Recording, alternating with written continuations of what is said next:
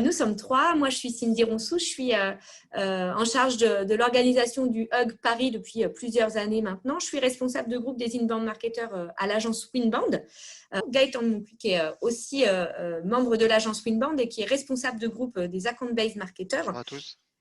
Et qui sera accompagnée de Tiffaine Amblard, qui, elle, représente plutôt HubSpot sur l'aspect formation en français. Bonjour à tous. On va voir rapidement 2 définitions. Donc, l'inbound marketing, c'est une stratégie de création de contenu qui permet d'attirer des visiteurs afin de les convertir en leads, puis en clients, grâce à des techniques telles que le marketing automation, le lead nurturing ou la création de contenu.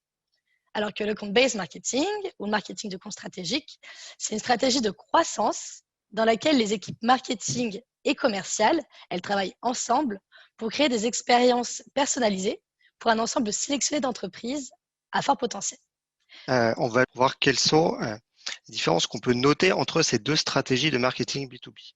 Tout d'abord, du point de vue des cibles, sur l'inbound, on est vraiment plus générique. On va aller cibler un secteur d'activité précis ou un marché. Contrairement à la BM, là, on va être plus précis. On va aller directement cibler des comptes clés. Grosse différence.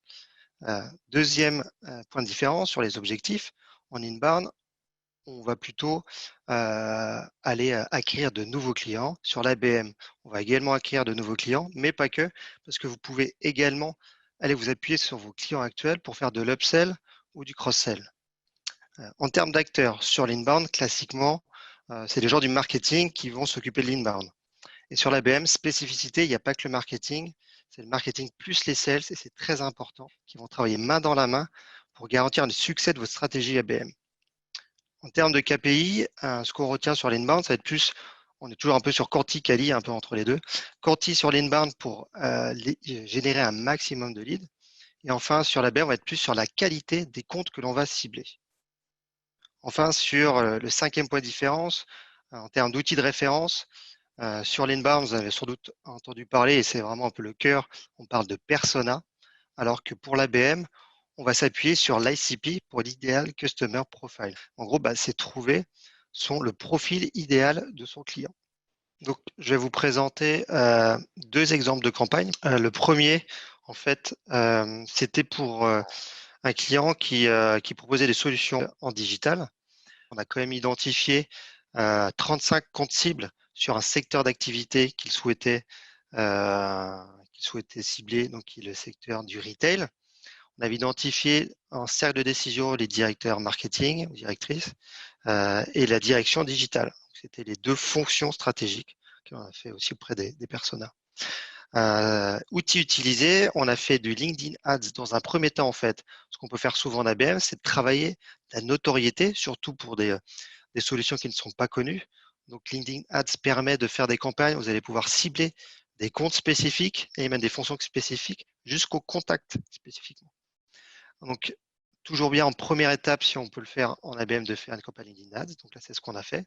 Dans un deuxième temps, on a envoyé une box personnalisée au contact cible, dans lequel il y avait une lettre de présentation avec, bien sûr, qui était au nom de la personne ciblée.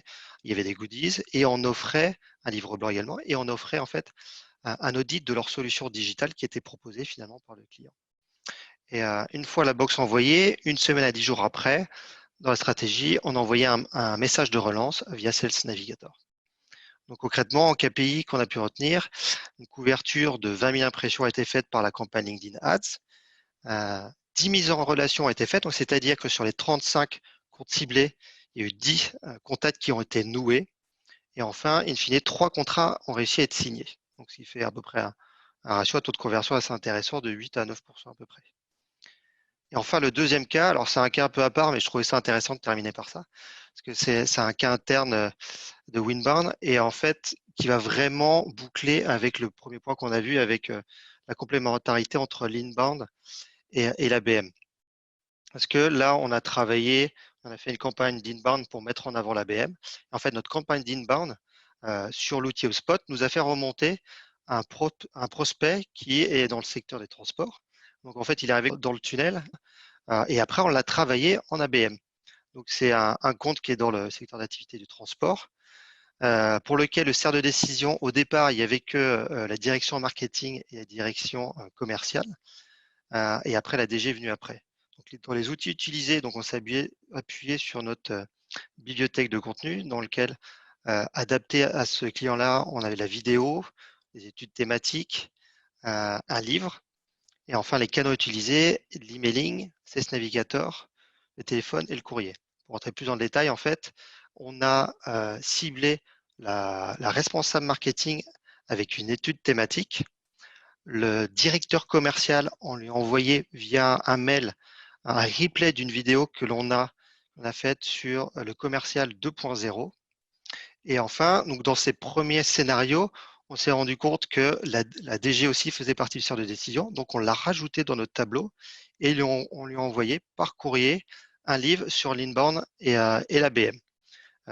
Donc, en termes de KPI, la prise de contact a été enclenchée directement parce que bon, là, on avait directement, grâce à l'inbound, vu qu'il y avait un besoin en ABM, donc ça a matché tout de suite sur la prise de contact. Donc, on a gagné beaucoup de temps. Ensuite, on a réussi à déterminer 2 nouveaux contacts décisionnaires identifiés. Donc, je vous ai parlé, il y a la direction générale, mais aussi on a eu un détracteur qui arrivait plus sur la partie commerciale, parce que c'est une société au niveau international, qui était plus sur la partie Benelux et qui nous a mis un petit peu des freins. Et donc là, on avance et on est en cours de décision finale auprès de la DG et on est plutôt bien parti sur ce prospect.